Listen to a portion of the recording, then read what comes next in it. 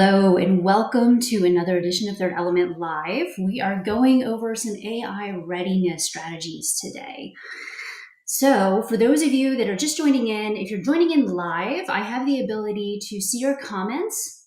So if you have any comments, throw them in there by all means. I'll be answering questions as we go as well. So if you have a question, be sure you throw it in the comments. The only place I'm not sure I can see comments coming in from is YouTube. So just FYI, if I'm not answering you, YouTube doesn't play quite as nicely with the platform that I've got. So that's the deal. The other part of this, I'm not here to sell you anything. We're going to go over Copilot implementation or any type of AI implementation checklist today. We're going to talk a little bit about shadow AI. And we're going to talk a little bit about data loss prevention as well. So those are the big three things that we're going to cover. Making sure you're ready to do whatever you want to do with AI. We're probably going to talk about a couple of use cases. We're going to talk about protecting your data. And then we're also going to talk about the things that are probably already going on, which is that shadow AI that you may not be aware of, but you should be. All right, so with that, we're going to get started. I'm going to share my screen back and forth. The other thing I'm going to do, I'm going to pop this up there right now. We always offer a no sales pitch consultation. So if you're not sure if you're doing what you should be doing, or if you already have an MSP and you're not sure if they're doing what they should be doing, schedule some time with us. We're more than happy to sit down with you, just have a chat, point you in the right direction, give you some ideas, no cost to you and no obligation as well. All right. So that said, I'm going to share my screen. We're going to go over some of the things that you're going to want to think about with your implementation of AI. Give me just a second here. Pull that up. Here we go. And you should see my Copilot implementation checklist.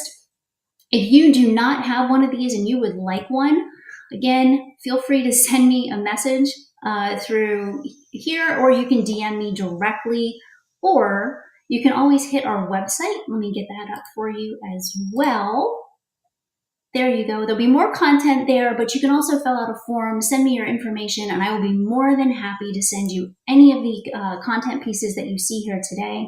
So we will have the Copilot implementation checklist, obviously, because that's the one that we have up right at the moment.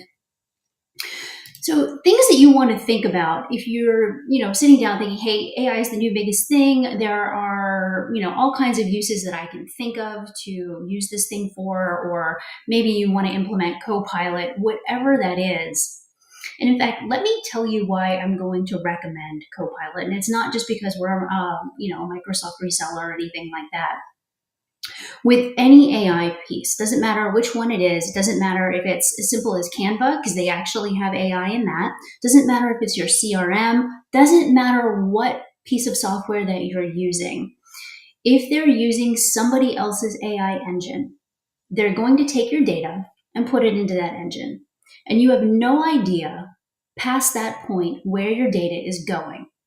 And the chances are that it is going somewhere after that first point.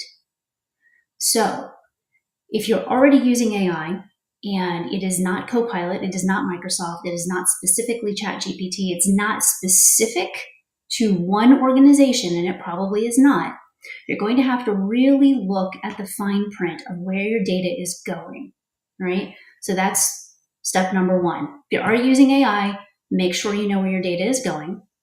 With Microsoft, it stays within Microsoft. It's not going anywhere. There's no hop after that we're aware of, or that Microsoft is telling us about, at least not right now. So that's the scoop there. There's no hop after Microsoft, so everything stays within the Microsoft ecosystem. And if you have Copilot licenses enabled, it stays within your own tenant. And that's one of the reasons that I like it so much. So that said, first step in implementing Copilot, things you want to think about, right? Are you actively using 365? Are your people actively using 365? Because if they're not using it, if they don't know how to use it, Copilot's not going to make it better. It's not going to make the employee better. It's not going to make their experience better. So you want to be sure that they're using it well, using it actively, using it on the daily. And then the people that are your power users of 365, those are the people that you're going to want to take a look at Copilot first, not the other people that don't use it to its full potential or don't maybe have the ability to do a whole lot with it. You're going to want to identify that small group of people that you think can actively use it and actively do well with it. You want to also make sure that your organization and all the employees are very familiar with cloud-based collaboration tools, meaning that one application can feed off of another, right? So you know how Word and Excel work together? Well, if you add Copilot into that mix, the two of them not only talk to each other, but you can tell Copilot to create new documents based off of other ones. So you want to make sure they understand how to collaborate with other people, and what they have access to. And then the other piece to that, if you're already here, if you're already looking at this, chances are you have leadership buy-in for AI. If you do not have leadership buy-in, this is not going to go very far. There might be a reason why there's no buy-in. They may not believe in it. They may not believe it's secure. They may not want that particular technology. There may be any number of reasons why. So you're going to need to get buy-in. All right. Once you have those things, you have them defined, you're sure that you're ready to go, you're going to want to take a look at your security posture. So we want to talk about data loss prevention. We call it DLP. You're going to hear that a couple of times through this webinar. Data loss prevention is all about how you're securing your data so that it can't leak out in a way that you weren't expecting or wasn't anticipated, or you don't have it locked down to the best of your ability, right? So there's ways inside of, again, the Microsoft ecosystems is one of the reasons I really like it, that you can lock down, whether it is a SharePoint site, whether it's a specific user. There's all kinds of ways around how you lock down your data. So you can mark things as confidential. You can mark it confidential, doesn't leave the organization. Again, all kinds of different options you have available to you with DLP, but you can really systematically choose how you want to lock down all of that data, and it can't leave the organization. Or it can only leave the organization in certain circumstances, or only certain types of data can leave the organization. In other words, things you don't necessarily care about. Marketing materials, they can leave the organization. Financials, they cannot leave the organization. So there's ways to make that happen, and you do that with DLP. Anything that you classify as sensitive inside of your own organization can be classified that way, labeled appropriately, and also segregated away from people that don't necessarily need to see it, including Copilot. There's a piece inside of your Microsoft tenant, it's called Purview. This is what actually controls a lot of these DLP policies, and some other controls in there as well, and some compliance. So if you are basically held accountable to maybe HIPAA compliance, or maybe you have CGIS compliance, or some other different compliances that are out there. Maybe it's as simple as PCI. Maybe it's a lot more involved like CMMC. There are purview settings inside of there for compliance and governance to make sure that you are following all of those rules and that you can prove that you're following those rules as well. So you'll want to have those turned on before you implement Copilot or any other AI that's touching your Microsoft system. The next thing you're going to want to do is prepare all of the data that you have, right? The first thing that we did is we got rid of absolutely every piece of data that we no longer needed. If it was no longer relevant, if it was too old, if we just were sitting on it for, might need that someday, maybe, we got rid of it. So that was one thing we didn't have to classify. We didn't have to secure it. We didn't have to do anything with it because it no longer existed. This is a project, and it can be a big project. So it is something that you should take a look at, get rid of anything that you don't actually need. Then you're going to organize all of your SharePoint and OneDrive data. SharePoint, you might be putting things into different SharePoint sites so that they're categorized into a bucket, right? That's the same stuff. So maybe all of your financials are in one thing, all of your projects are in another. Maybe your HR stuff is in a whole other SharePoint site. However you want to segregate it, the way that it makes sense for your organization, fantastic. So you're going to segregate it. Once it is done that way, it's organized, it's accessible to the right people at the right time, fantastic. So again, once you get it segregated, you want to make sure that you look at who has access to it. When do they have access to it? Did they ever have access to it? What do those, what does the contents actually look like? Do you need to cut off access to any of that to anyone? And you take care of that as well. So then you look at your access permissions. Are they up to date? Are they role based? For instance, let's take that HR folder, right? If you have an HR person, they should have access to that folder. Maybe some C-level should have access to that folder depending on the situation. And that's it. No one else should, especially if there's sensitive data in there. So you want to be sure that everything is up to date, everything is role based, it's done appropriately, and nobody has access to things they shouldn't. And again, if there's any data that's out there that you don't need, if you're just hanging on to it for a rainy day, you can archive it, you can stick it somewhere else, you can tell Copilot not to look at it, you can do all kinds of things with it, but if you can in any way, shape, or form get rid of it, get rid of it. Now you're ready to start identifying use cases, right? What can you actually use AI for? Maybe you've looked at some workflows inside of your organization and said, hey, there are a ton of things inside of here. If I don't need to touch it, this will go way faster. It doesn't have to wait for me to do things, or if I can just make it, push a button and AI can kick off, look at all the data, create a thing, and then send it to the next person down the line. Fantastic. That's a workflow. That's a workflow that can be AI aided, and that's a use case. So if you think about, the financial reports maybe you need to do every single month or every week even, if AI could do that for you by simply looking at a folder that's titled this week and say, anything that's in here, I need you to create a report out of the documents. I need it delivered on this particular day to this particular person. And you create that workflow. AI will pick that up on that workflow. It will do it on the weekly. And now you have a financial document that maybe you have to massage just slightly, but it doesn't take you 3 days to produce anymore. It only takes you about an hour to go in and take a look at the data, make sure that it's correct, and then go to your meeting and do what you need to do. So there's all kinds of things around that.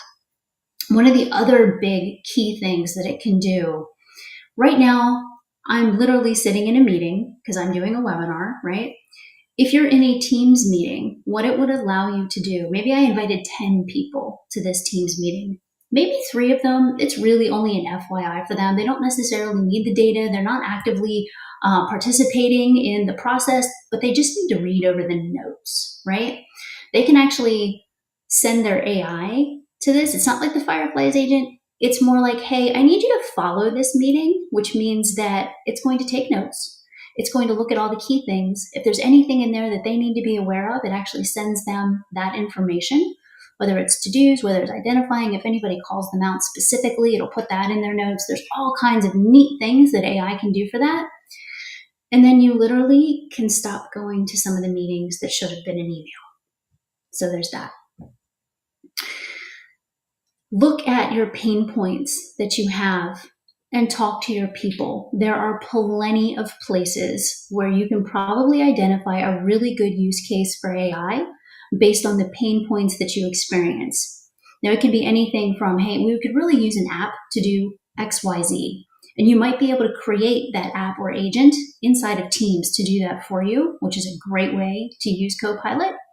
Maybe there's another AI application out there that you can include, and that's a use case, which is phenomenal. Just make sure that you know where your data is going.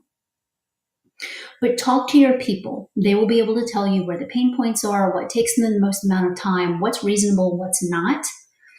And one of the things that you want to make sure of too when you're thinking about this is how much decision-making ability do you want AI to have, right? Do you want your humans to make the decisions? Do you want AI to make some of those decisions? Where's the tipping point on your decision-making, right? Is it simple things, yes, no? That's okay for AI to make? Or is it, hey, I'm looking at all of this data and based on this, I need to make a decision, and you're going to let the AI make the decision? Maybe that's okay for you. Maybe it's not. Maybe once you get to a larger data set, you need to have humans look at it. So that's something you want to be very specific on your criteria on how you want the decision making to go with your AI and how you use it. And then also think about who you want to prioritize this rollout with, right? Is there a certain department? Are there specific roles? Or maybe there are just specific people that you want to do, depending on the size of your organization. So you'll want to look at that. And again, I would highly recommend that you use your highly skilled people. And when I say highly skilled, I mean highly skilled at their job, but also highly skilled in the role that they are, right? So you can have somebody that's an absolute whiz with Word, with Excel, that kind of thing. But let's say that you are a law office, right? But if they don't know case law and they don't know exactly what they're looking for, they don't know what good and true looks like, having AI write things for them is not going to be the best option, right? Because you need to know what good looks like. So again, highly skilled workers that know what good looks like, that can already use 365 or any other tools that you're going to add AI into, right? Those are the big criterias. All right, page 2 of this awesome sheet has a couple other pieces on it. You're going to want to plan for change management too, right? Anytime you introduce change, whether it's something simple like, hey, we're going to put a new application in, it's super easy, all you got to do is click some buttons, great, no problem. There's still going to be some reluctance to do something different simply because it's different. So you're going to have to plan some change management. And that first thing is communication, right? You need to talk to your people. You need to tell them, hey, we're looking at implementing Copilot. These are the things that it does. We are not replacing you. We are replacing some of the workload that you've had to do with Copilot. And here's how we're thinking about going about it, right? You're going to want to train your people on how to use Copilot. Make sure they understand what they can and can't do with it. There should be a policy around the guide rails that you're putting on Copilot, but also the policy around the guide rails that you're putting on the users. How can the users use the AI? What is appropriate use? How they should be able to use the data or not? What data they're able to use with the AI? What data they are not able to use with the AI? Be very, very specific in this policy so people know exactly what they should or shouldn't be doing with the AI agent. And again, whether it's Copilot, whether it's ChatGPT, whether it's some other application, maybe it's a line of business application that has AI in it. Again, double check it, make sure that there isn't a secondary or tertiary data source that they're putting your data into, because there is every possibility that that's happening.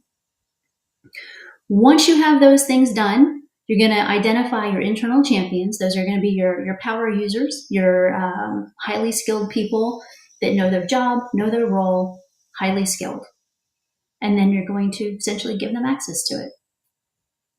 Once you have that done, you're going to figure out some success metrics, right? What does it look like? Let's say that you have that highly skilled worker and you're trying to figure out, like, are they saving time through the week, right? Copilot's $30. Maybe you pay them, $25, $30 an hour kind of thing. Maybe it's $40 or $50 an hour. Don't know. Your situation is going to be different from everybody else's, but whatever that is, you want to make sure that you're covering the cost of your license, which is probably less than an hour a month that you're paying for this. Can they save that? How much time can they save themselves? How much work can they save themselves? And that's going to be some of your success metric, right? Time, effort, but also workload. Can they cut their workload down? Can they make it faster? So to give you guys an idea, I do a lot of decks for presentations, and it used to take me days to create a deck, to get the data going, to get all of that happening, right? Because I would have to go research, I would have to pull data, I would have to do all kinds of different things. So it would take me days to write up the presentation. I just did one yesterday. It probably took me about 25 minutes to get the outline, my abstract, a full worksheet, and then another couple of minutes to get all of that over to the organization that I'm speaking for. So in less than an hour, I had the full outline of my presentation, a worksheet for the people that were attending. The abstract was already done, and now the only thing that I need to do is pick up Canva, pick out a deck that I want to attach this to, upload my notes into it, and make it pretty. And I'm going to have Canva make a lot of it pretty for me. So probably in about 3, maybe 4 hours, I'm going to get an entire presentation done instead of days, and then a couple extra days to actually learn it. So I'm taking everything down from probably a week, maybe a week and a day or so, down to probably 2 days total. Not too bad. That's a lot of time. It's a lot of energy. It's a lot of money that I'm saving, quite frankly. And that's what you should be looking at for success metrics. That is 100% a success metric. You can also use 365 analytics to track the adoption. There are some analytics inside of 365. We can tell you who's using what, when they're using it, what it looks like from the backside of the tenant. So if you're not sure if people are using it, if you're not sure if they're using it adequately, we can always move the license around. Your MSP can move a license around if you need to. So if somebody isn't using it to the best of their ability, you can move it to somebody else. So you're going to want to track who's using the AI, right? And then feedback. Get a feedback loop. Have surveys. Talk to your people again. Is this working? Is this the right thing? Are we doing the right thing? Have we targeted the right things to be using AI for? Are there other initiatives? Are there other projects that we can set up for all of this, right? Those are the things you want to take a look at, get your feedback loop in place. Maybe you have a set of survey questions that you use for any line of business application. That's all up to you. What you want to do, totally fine. All right. I haven't seen any questions come in, so I think we're all good at this point. Any questions so far on the implementation list? Give you guys just a second, and I'm going to flip over to the next piece while we're doing that.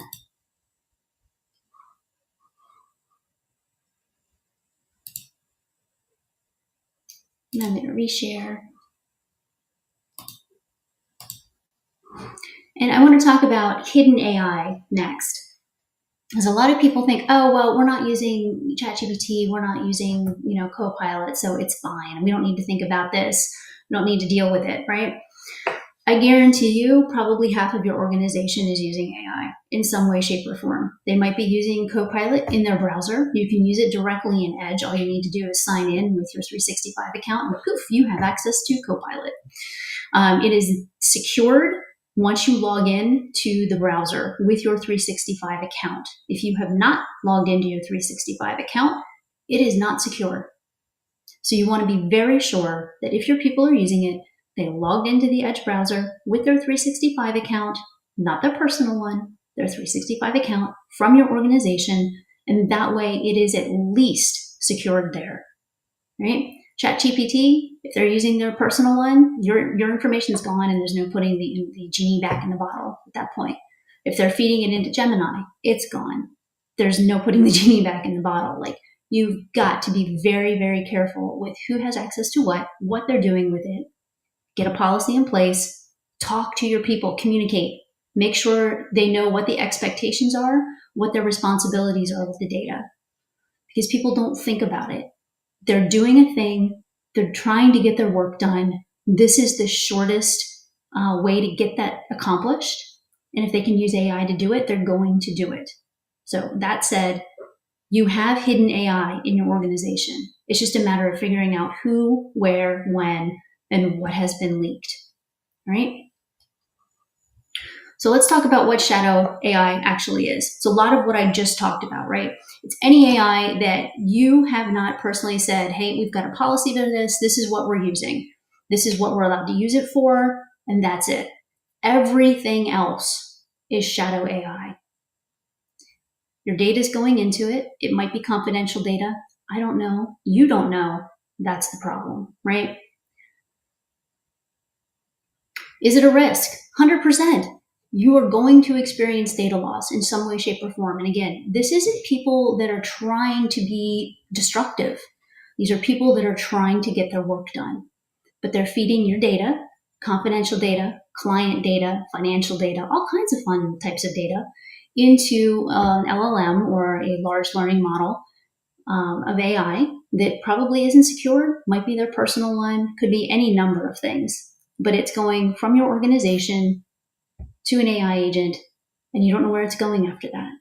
Somebody else could be like, hey, what is this person doing? And it has all of your data right there because somebody fed it in. So things that can happen, data loss. That's the big one, right?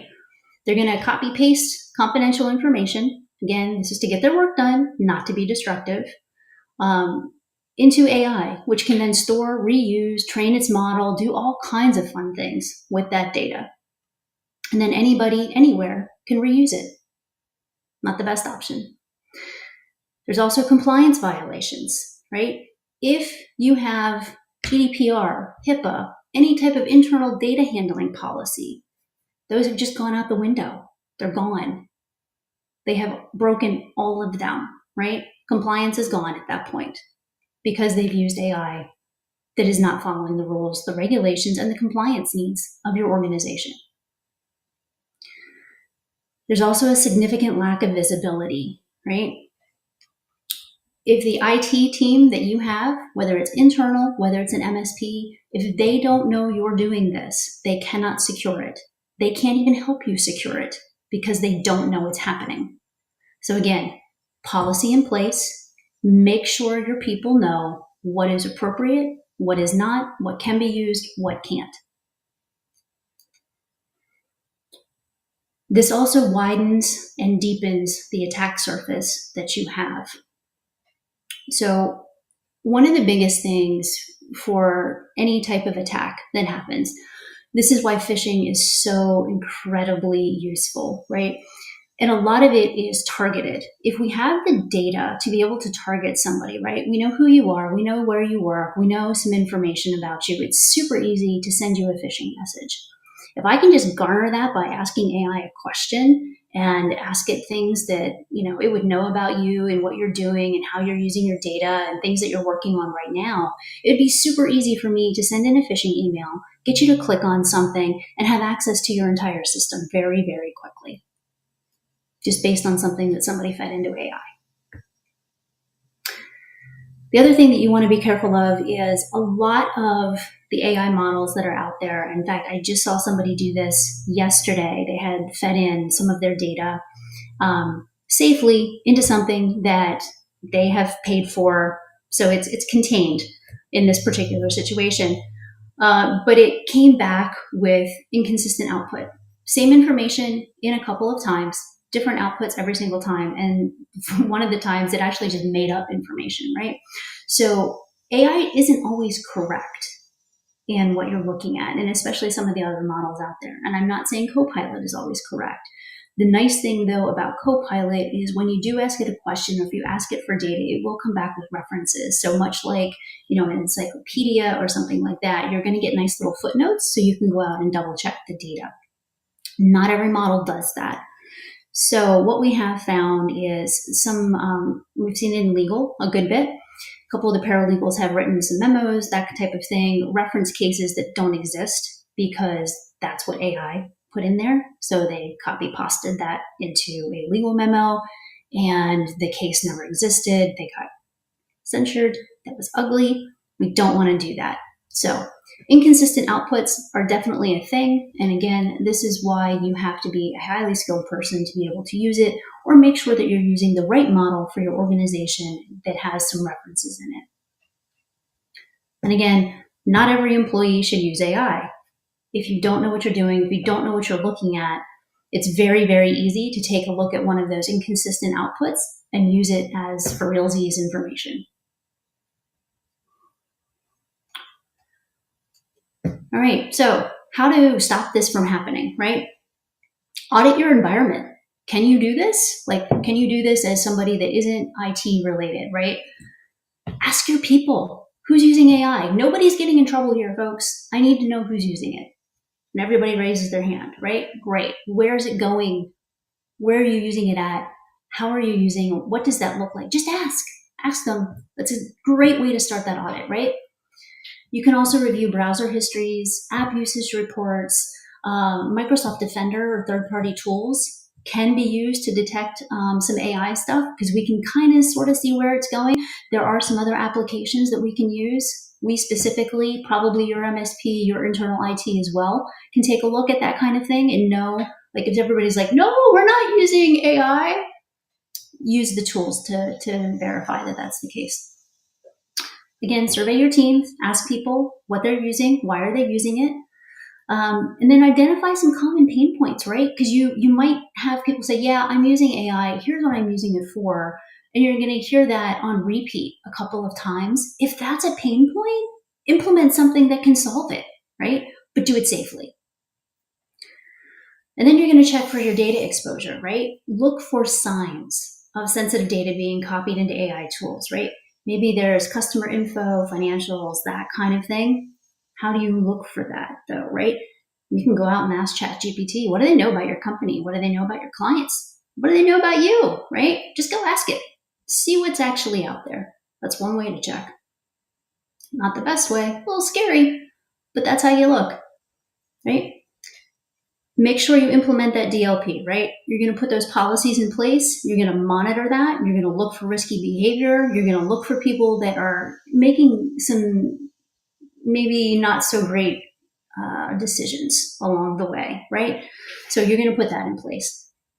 Then you're going to review your access controls. And again, whether this is you, whether it's your IT team, your MSP, whatever that is, have the conversation with them, right? You want to make sure that only your approved users are accessing sensitive data. Just double check that your user lists are right. Double check that your security is correct on your SharePoint sites, on your data, whatever that is, wherever it is. Make sure it's right. And then you're going to limit how people can copy and paste things, right? That's a biggie. There are ways to do that. There are ways to really get granular about what they can and can't do. Even as far as taking pictures of a screen, there's ways to limit that. So, I know, sounds crazy, but there is. So, long story short, stop people from doing silly things like copy paste into AI objects that you don't control. And then you're going to educate your people and make sure that they're empowered and empowered correctly, right? If you train them, if you've given them a policy, if you've trained them on the policy, if you've empowered them with the AI agent that you want them to use and it works well for their pain points, they're not going to go look for other things. They're going to use the one they've been given. And that way your data stays safe.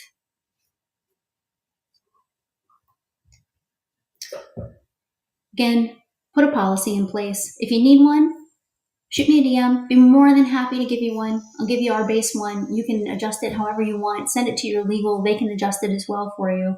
But highly, highly recommend that you have a policy, get it in place, talk to your employees about it, train them on it, explain how it actually needs to work and what they can and can't do.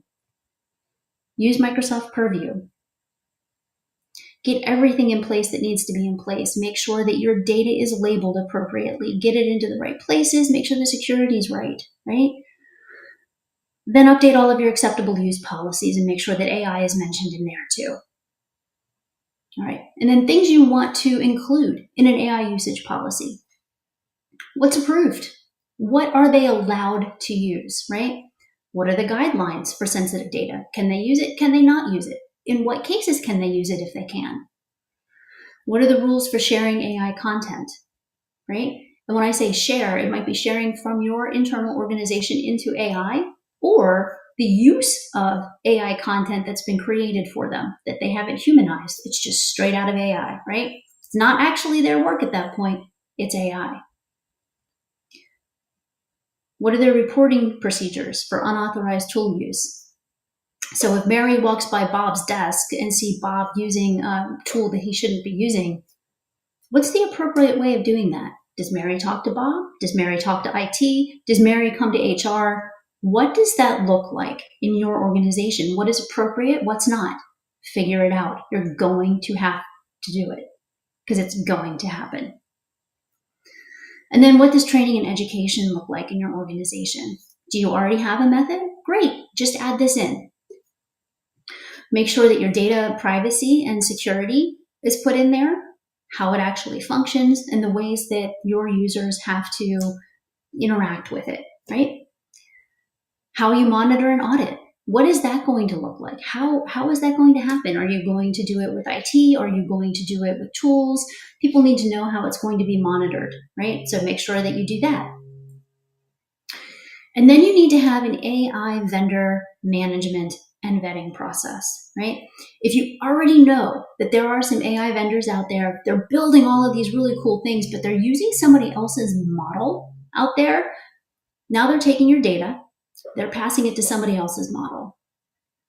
Whether your data stays in that model or goes to yet another model, you don't know.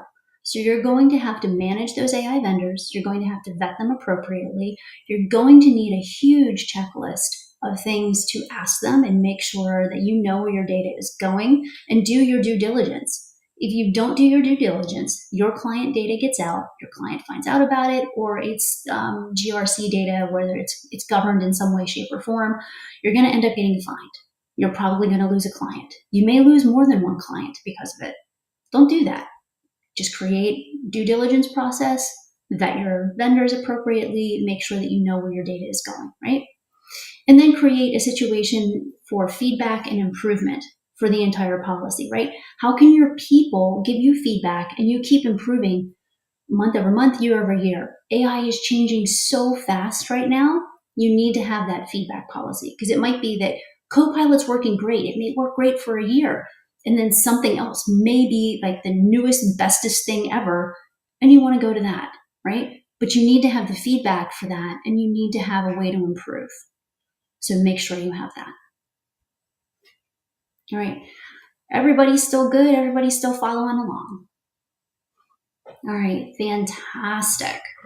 So I am going to stop the screen share. I'm going to move on to the last one that I've got. We're going to talk about DLP just a little bit.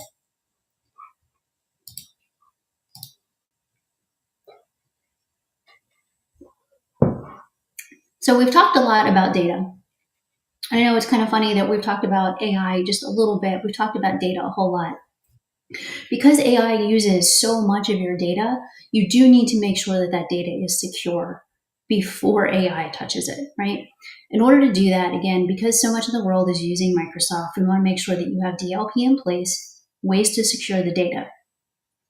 So again, the first thing you need to make sure of is that you're understanding your data. You know, what do you have? Where is it located? Is it sensitive? Is it confidential? Is it for internal use only? You need to make sure that you are putting all of those labels on that data and it's in the right bucket inside of SharePoint, right? Use Microsoft's 365 classification tools. You're going to label all of that data and label it appropriately. And then you're going to start creating DLP policies. Those policies give you a really nice scope of things and where it's going to apply, right? Maybe it only applies to your financial data, because everything else, the world knows about it. It's open. There's nothing secret here, you know, that kind of thing. But you want to keep your financials separate. Maybe the only thing that you allow out to the world is your marketing materials, and everything else is confidential. Every organization is going to be a little bit different, so you're going to want to set those up appropriately. So those are all the conditions around your policy. Then you're going to determine what happens when a policy is triggered, right? Does it block the sharing? Does it notify an admin? Does it do both? There's all kinds of things that you can do, and you can make those triggers happen anytime that something is done that shouldn't be done, right?